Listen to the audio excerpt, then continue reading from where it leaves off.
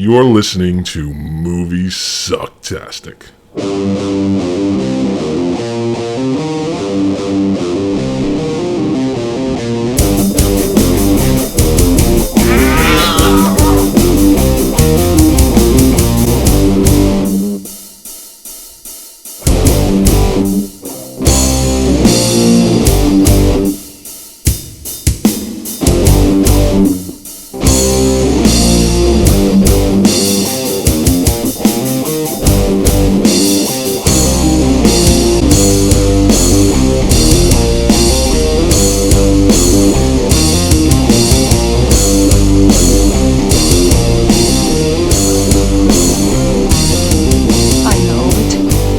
It all sounds like some bad movie.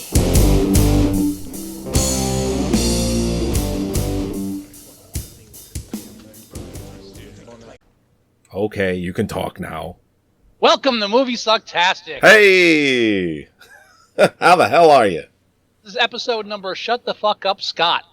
Yeah. I really don't know what episode number this is going to end up being because we're doing a whole bunch of episodes and we're a bit backlog. Somewhere in between we're doing our 200th episode that won't have anything to do with Oscar movies. Right.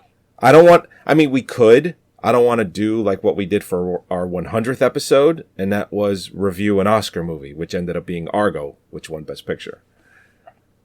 It's the magic. It's the Moviesucktastic kiss. It's like if we review your film for episode 100, around 100 number, it wins. So that means the Revenant's not winning. Oh shit! We kind of knew that. Yeah, we knew that was going to happen. Just as long as we're not reviewing, like, I don't know, Bridge of Spies as our 200th, then... We'll get to that. Yes, so welcome to episode number... and we're reviewing the Oscar films up to the Oscars, right? Yes, yep, that's right. And this episode is The Revenant. The Revenant. Now, I just have to point this out. During the opening of the show, Scott was putting some things up at the screen. I'm assuming he thought everyone could see that. I didn't care. I was just amusing myself. Oh, okay. Because I do like to pride us in the fact that we do have some production value on the show. So when I play the trailer and people that tune in live or end up they end up watching it on YouTube, they get to actually see it as we see it. And I like that production that we put in. So you were not on the screen showing me things like movie stubs. Oh, yeah. It's a martini night. Oh boy. Oh yeah. Oh yeah. What was that one thing you put up at the screen? I saw it out of the corner of my eye. Was it this guy? Oh, it's Big Lebowski. Okay, that's Dude. The Dude, he's on my desk. The Dude. Yes. So, Dude, what about The Revenant? Fucking Revenant. I actually saw this movie almost 2 months ago. Saw it a while ago. It's still fresh in my head, though, obviously. Mm-hmm. And what we're showing in the background, because obviously we don't have the movie, that would be illegal, is we're showing a documentary that they made about the making of the film. And the director, he's such a visionary. He actually went on record as to say, we're going to use as little CGI as possible to make this film so that it doesn't turn out to be shit. Like, those were his exact words. He didn't want it to be shit. And I applaud him for that so much. Although the bear scene does have some CGI in it. Well, it's either that or make Leonardo DiCaprio wrestle a giant bear. Well, exactly. I don't think even he was up for that. And a lot of those scenes, it was a real bear, but a trained bear. And then, when he's being attacked by this bear, obviously the things that are happening to him, it's like, yeah, obviously CGI bear. And it looked amazing. The movie cost $135 million. Yeah, and I think every scene that had CGI, it wasn't, okay, let's do the CGI because it's easier. It was, let's do the CGI so we don't kill Leonardo. Because every scene that has CGI would have meant death to Leonardo if it wasn't. That's true. Although, when they were making this film, they were really in the elements. It was super cold. Leonardo DiCaprio is in, nearly, frostbitten type water. Everyone in the film, and he also went on record as to say, when he said, let's not do CGI, he said, if we do CGI, that means everyone's going to be happy. He actually said, everyone's going to be happy. And this isn't that kind of film. He wants genuine reactions to the stage that is set, which, is the great outdoors, as one would say. And he just wanted that just organic, natural type of performance. And he got that by making sure that they did no CGI or very little of it. And you get everything out of everyone when you do that. You just get the best of them. Yeah. Yeah. And I don't know if Tom Hardy will end up with the Best Supporting Actor. He was nominated for Best Supporting Actor, I believe. Yeah, I'm almost positive of it. Yes, he was. Okay, good. I mean, we might be looking at a Best Actor, Best Supporting Actor, just tandem right here. Because who's he up against? Because we already know that Leonardo DiCaprio is winning Best Actor. You're going to ask me the question. Let me answer. No, I'm making a statement about Best Actor, but I'm asking you about Best Supporting. After the question, he's up against Christian Bale for The Big Short. Okay. Mark Ruffalo for Spotlight. No. Mark Rylance for Bridge of Spies. No. And Sylvester Stallone for Creed. Maybe. It might be a pity award for him. It would be too obvious of a pity reward. And what pity reward? He's got an Oscar before. He's got his Oscar. That was 40 years ago. So he's got his Oscar. Yeah. But not for acting. And he is not an actor that you would ever thought would get something for his acting. If he never got an Oscar for anything, I'd be like, okay, yeah. But no, it's not even. He has an Oscar. He that's how he started his career, more or less. So no, I don't think he's getting it just for that. If you want to talk about supporting actor role real quick, I think it's between Christian Bale and Tom Hardy. Yeah, and I think they might go Tom Hardy because Christian Bale's already won. That too. And that's not the reason why you don't give an actor the award. But sometimes it does play a part because Tom Hardy he's been doing some pretty stellar work over the last, decade. Sure. So, and neither of those actors is like, both of them are still at a key point in their career. They're going to make a lot of stuff after this. Oh yeah. So I think it's a toss up. They've both been very smart with the scripts that they pick too. They really have. I mean, you look at Christian Bale's resume of movies. I mean, everything that he's done, with the exception of Terminator Salvation, has been just really great. And I'm not saying Terminator Salvation was a piece of shit, but it wasn't a good movie. I never even bothered. That's how much I'm laughing. That's why I'm laughing. I did check it out. The reason I did check it out was because Terminator 3, not very good. And then a different director for Terminator Salvation, Christian Bale, was attached. I'm like, I mean, all right, Christian Bale's usually hitting home runs, and it just wasn't a very good movie. Out of his entire career, the only thing I'll hold against him is Reign of Fire. Matthew McConaughey sold that movie anyway. Yeah, exactly. And Terminator Salvation. Those are the only two films I'll hold against him. Everything else is at least, understandable. Yeah. Reign of Fire. And I do have a copy of Terminator Salvation, and it's a Riff Tracks copy, but I still haven't watched it. So I have them all. I even have the new Terminator Genesis, which I still haven't seen yet, which I actually hear is pretty good. You know what? It's fun. They just went with it. Yeah, anything is better than Terminator 3. Oh, which really? still managed to make like 600 million worldwide anyway. Yeah, but that's how's that even possible? Big budget. We can get a whole discussion about that, but let's talk about The Revenant. Yeah, you're right. In the elements, she had to move the filming at one point because it got warm where they were filming. And we talked about this, and it was the conversation that we had was something that I heard, but then something that you verified. And it was, I had heard because they were on an interview with, and I can't remember the interviewer's name again, but you seem to remember every time. No. Well, the way I described it was they're being interviewed.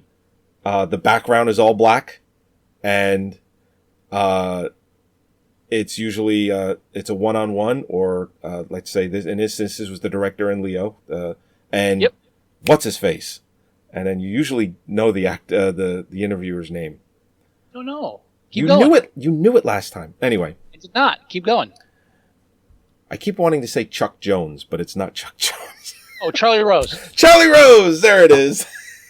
Chuck Jones. Keep moving. Like, keep moving. Tom and Jerry. I love Tom and Jerry. Anyway. Well, anyway, they were talking about how they were in the elements and that they saw firsthand global warming, and, one day it's freezing, next day ice is melting. And then you said to me, yeah, that's a natural curse in those regions. Right. Everybody in Canada was laughing at that because, that happens every year. It's like the Santa Ana winds or something like that, where it happens. It's a natural occurrence. So that's the kind of thing that Rush Limbaugh will bring up every time they talk about global warming from now until he dies. It's just one of those. But here's the thing: their intentions, one of those unfortunate mistakes. Yeah, their intentions are good, but global warming is a real fucking thing, and just to get something like that wrong, it doesn't mean the intention is still not there. No, but it's still funny. It's hilarious. But it's like, shit, I'm sorry you picked such a crappy location where you're freezing one day and then you're sweating the next, and then next thing you know, you have the fucking flu. Sorry. Now, there's really not a lot to talk about the plot of the film without ruining the film. It's honestly, a pretty simple plot, and that's not what you're invested in, though. Yeah, but it's so simple a plot that I say go in blind. Oh yeah, definitely. The only thing I knew one word of the film, and that ruined like the first half hour for me because I knew something was coming. Oh, okay. So that ruined it. I'm not even mentioning that word. But go into this film fucking blind. Just go in just knowing you're going to watch one of the best films made this year. Yeah, and it is powerful. It was visually powerful too. One of the reviews that I read was just one sentence, and it said, "See it on the biggest screen you can." Oh. And I wish that I did see it like in IMAX. I really do, but I didn't. But I can tell you right now, if this comes out IMAX Blu-ray, and I get my hands on that, that's how I'm going to watch this film. Powerful is a word I don't use often with films. This film is powerful on every level. Acting, cinematography, emotion, it is just a powerful film. And anybody that tells you it's a slow, boring film, slap them. Because they should just go watch Paul Blart 2 because they don't understand cinema. This is cinema. Yeah. And and I don't make excuses for art house films that are like slow and boring either. We've had discussions about that before. Sure. Anything that's slow in this film is slow deliberately to provide tension, and I mean there are so many details. It's to push forth not only just the vision that they're trying to get across, but like you said, the tension. And and not to avoid the ending, but it's done there too. All right. And I want to briefly, without spoiling the ending, there's a lot of this hub. Every time there's an ending that's not like a clear, definitive closing, right? Everybody gets their panties in a bunch. Like what could it mean? Does it mean this? Does it mean that? Shut the fuck up. Like Inception. People, fucking shit their minds over Inception. Just fucking take a minute. Think it's one of those things where it's not like a happy ending. It like wraps up the message, so to speak. And a message doesn't necessarily have to have a definitive answer. It's almost like, like what's the sound of one hand clapping? The answer is in the question. Not that it's that vague, but don't look for like what did he mean? Just fucking take the ending, because the ending is fucking powerful. Yeah. And I don't want to talk about even scenes of this film because I don't want to ruin the awe. Yeah. Just from large. Just like playing the documentary in the background might give away a little bit. Yeah. So don't look at that. I mean, anybody when someone's seen it, yeah. I mean, you could talk about every little moment and stuff. It's fucking and all right, flat out of all the films that are nominated this year, this movie deserves a hands down. Yep. Why? Because it's Best Picture. Yeah.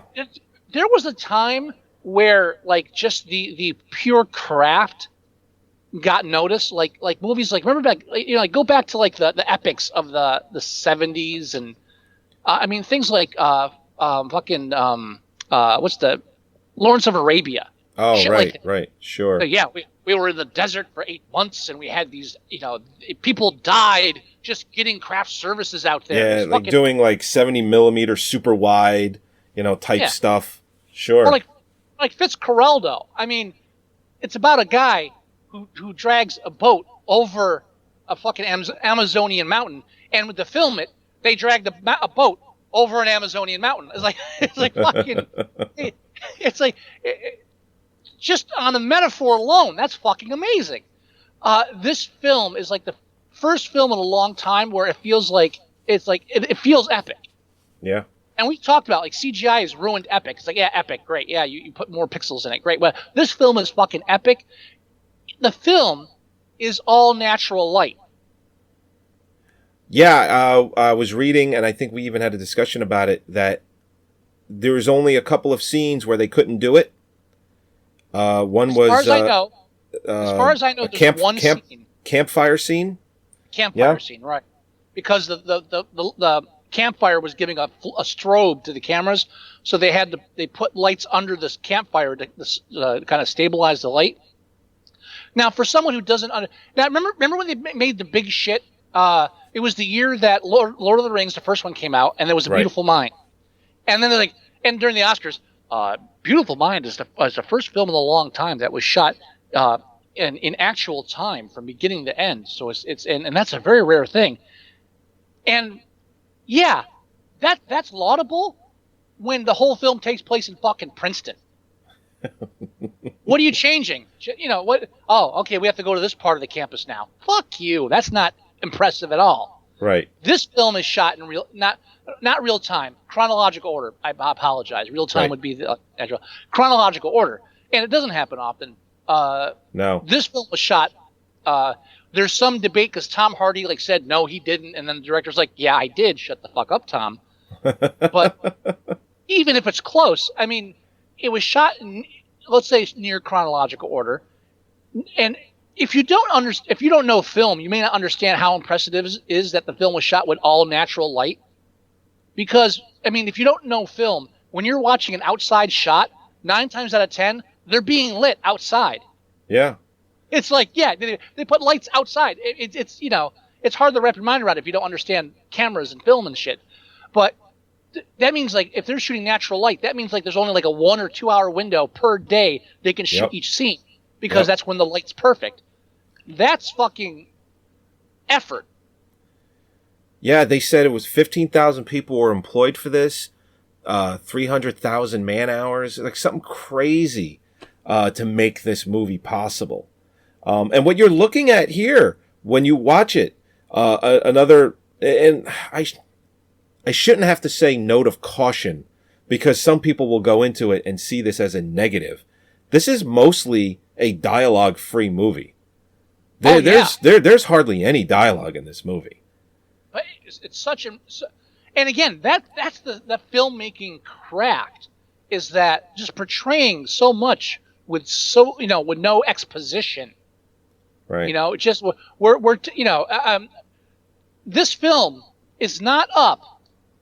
Am I wrong or am I right? Wrong. I think it's up for a lot of technical stuff. This film is not up for best screenplay.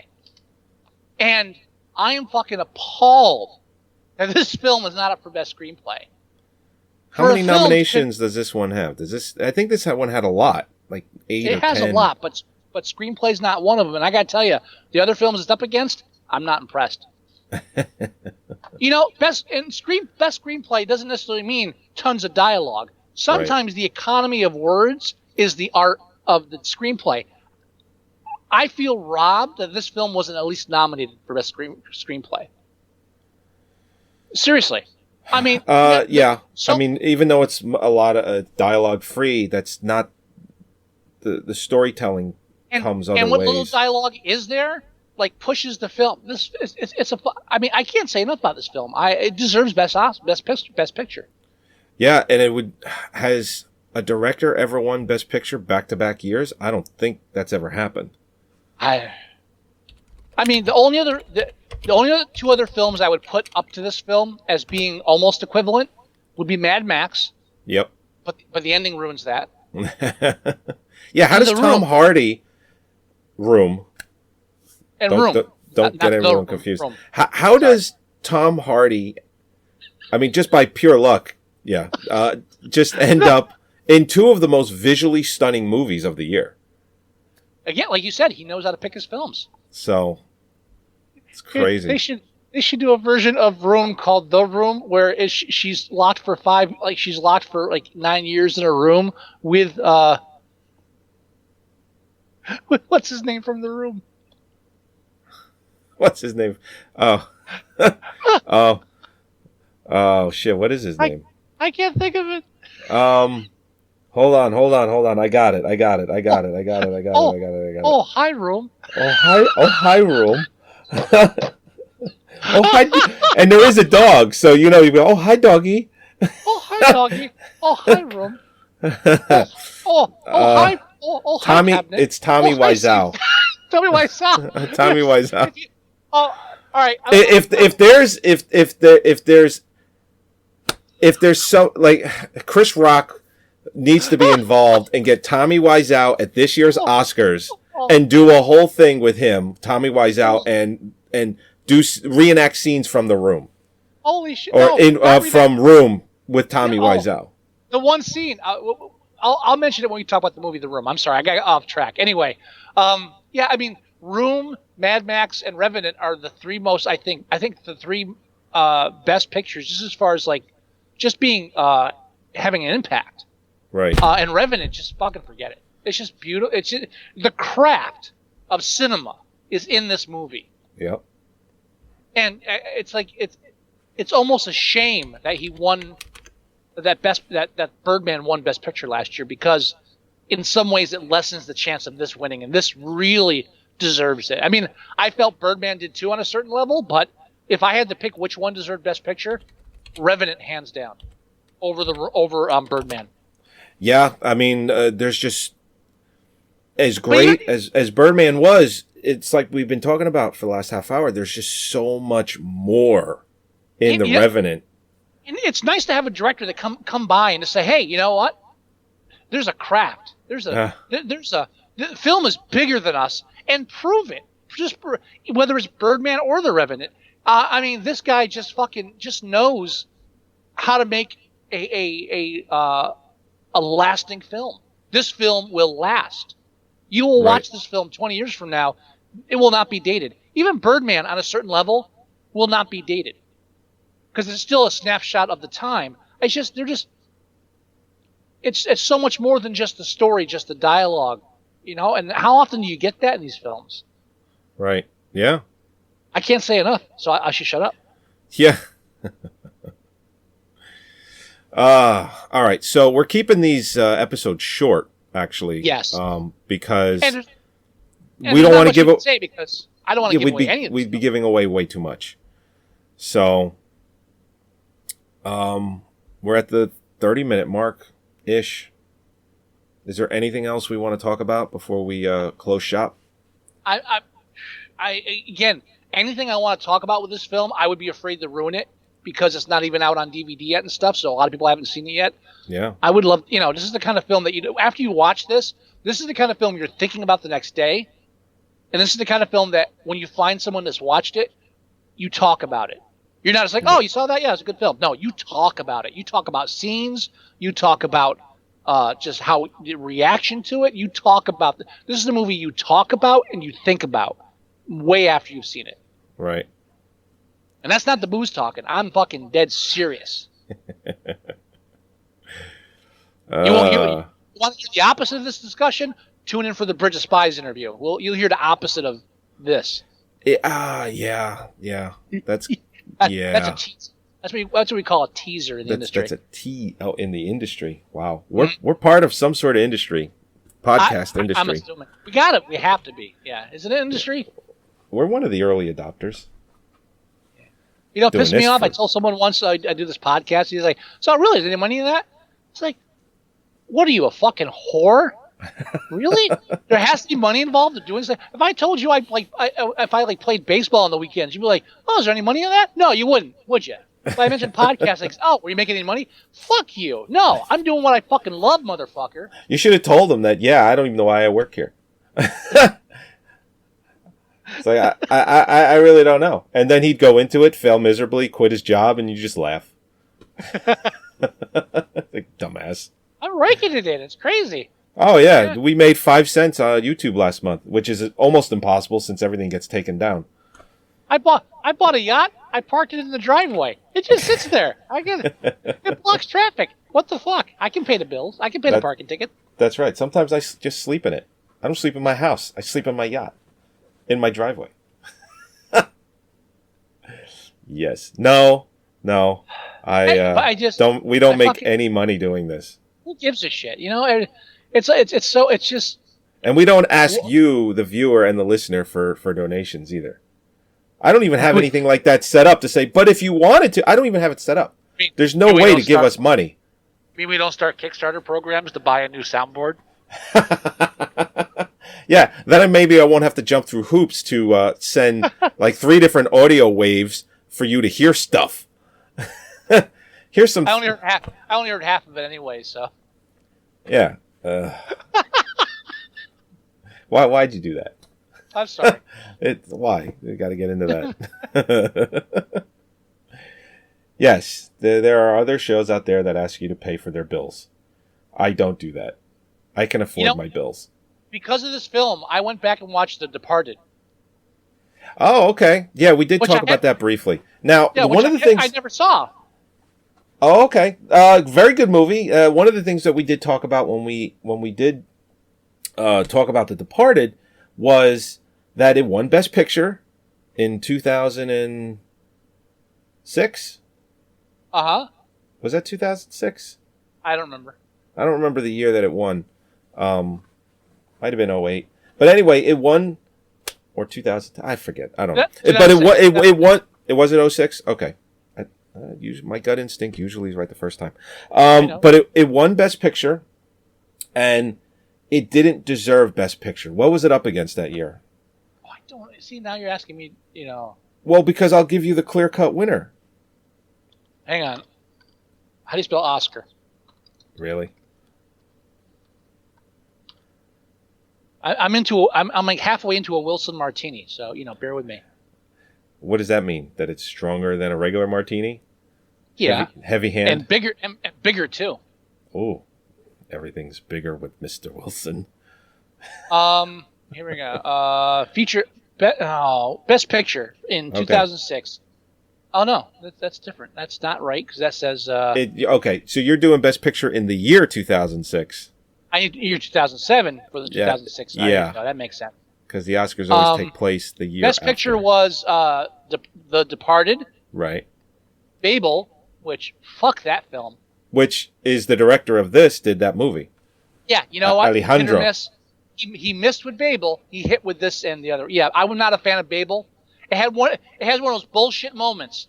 It's a suicide girl, and she leaves a note, and then like the doctor reads the cop reads the note, and it's like all distraught, but you don't get to see what's in the note. It's like, you know what? Fuck you, because you didn't write what's in the note. You're just saying, oh, he was distraught, and it's supposed to be a mystery about what she was confessing or talking about. It's all the last scene from Lost in Translation all over again. That bullshit. Well, we'd like to think that he's grown as a director and doesn't do shit like that anymore. He has. I would not compare that to either the ending of Birdman and the ending of Revenant caused a lot of discussion on the inner tubes, and everybody that got bent out of shape about them is just fucking blind because they're looking for a specific answer. It's like, oh, I bet he meant this. It's not a fucking twist. It's like open-ended for a reason, jackass. Okay, so what else was... so Babel. Oh, Letters from Iwo Jima. No. Yes. Fucking That's Spielberg. that's just Clint... No, that's Clint Eastwood. And Spielberg. He was produced. Spielberg produced? Okay. Yeah. Little Miss Sunshine, which I believe won Best Screenplay. It did. Yeah, which it deserved. And what a fucking sad turnout for Best Screenplay this year, I tell you. And The Queen. All right, Departed deserved it, even though that was not a strong year. For Best Picture? Yeah, that was not a I strong agree. year. That was not a strong year for pictures. The fact The Departed was the best film that year, but it was by no means Scorsese. It was by no means the best film he's even come close to making. I agree. That was a pity one. That was like, oh, Scorsese. Yeah, we should have given you like 5 Oscars already. Here's one. Yeah, no, for real. I like the film, and he's made better movies since The Departed. You know why I watched? You know why I finally watched The Departed? 2 reasons. 1, because of The Revenant. Right. And 2, because I'm doing a montage of elevator scenes from films. Oh, jeez. And when doing research to try to find ones I might not have been thinking about. The Departed has a doozy. Yeah, The Departed. Now, it's one I can't use for my montage because it gives away too much of the ending of the film. Right. But I was like, oh, I got to watch this now because like 5 different lists I've read about elevator scenes. Like, yeah, the fucking elevator scenes. Well, now I got to watch the movie. Here you go. What? And it wasn't even nominated for Best Picture, but Shutter Island. Oh, better movie than The Departed. Would have been a better, worthy film of Best Picture over The Departed. Wolf of Wall Street was better than The Departed. That was the same year? No, I'm just saying he's made better movies since The Departed okay. that would have been more worthy of Best Picture than The Departed. Shutter Island was Scorsese? Yeah. Oh, fuck yeah. Yeah, I love that movie. That movie was fucking great. Great fucking movie. I don't even want to read the book because I'm afraid it'll ruin it for me. Oh, okay. Although, that movie, if any, and this isn't I guess it's a spoiler alert, but I'm just going to reference another movie, which I've done before. If you've seen the movie The Ninth Configuration, you know what's coming when you watch Shutter Island.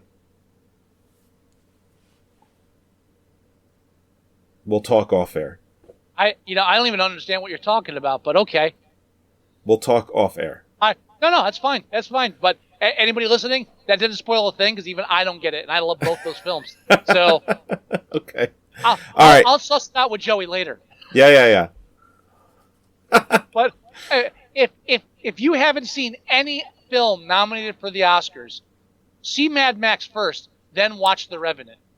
And then, in any order, watch all the other movies. Well, more or less, yeah. I don't think there's a bad one in the bunch. It's not like that horrible year when they had fucking The Blind Side. I still haven't watched Brooklyn yet. What the fuck was that? Oh, yeah. I still haven't watched Brooklyn yet because next week we're doing Brooklyn and we're doing The Big Short. Yeah. So, and Room. And Room, Bridge of Spies. Yeah. We're doing those, but specifically next week anyway, those are the only 2 I haven't seen yet. You've seen Brooklyn. I heard it was boring as shit. Doesn't mean it's a bad movie, or maybe not boring, but it just. But we're talking about Revenant, so let's say we're done talking about Revenant. All right, let's go and end the show. Awesome.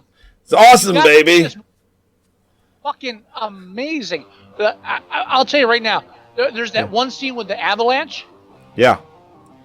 What fucking visual metaphor just nailed it. It was like, it should have been cliche, but it wasn't. It was like, yeah, it's fucking on. Tell him, Joey. Tell him, baby. All right, everybody. Thank you for listening to episode 190. Go to our website at moviesucktastic.com. Download any of the shows there. Watch the show live there every week, Thursdays at 8 o'clock. You can listen to the show right from the website as well. It's kind of like a one-all that goes out to the ether, where you can get and find us just about anywhere. Go to iTunes.com or through your phone, your whatever you're using, and you can get the show that way as well. Make sure you leave us a review when you're there. You can go to our Facebook page at facebook.com/moviesucktastic. Everything that we talk about on the show, trailers, movie news, everything, we post it there. You can go to our Tumblr page at moviesucktastic.tumblr.com. Scott updates that regularly. He does a very good job doing it, too. Occasionally. Yeah, Still waiting for those bookends. I can get those to you. No. I'll see you tomorrow. Oh, okay, cool. I'll look for those.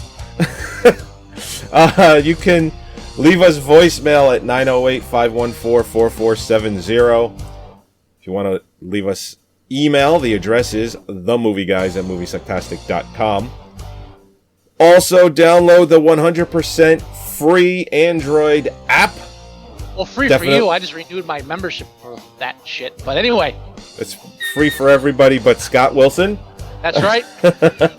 Hey, if you need some money, I'll kick you some money. No. I'm not guilting you. You need a donation from the J-Man over here? The Moviesucktastic Kickstarter will be coming up shortly. Yes. And there's also a mobile version of the website as well for all you iPhone users. It's nice, isn't it? Sexy.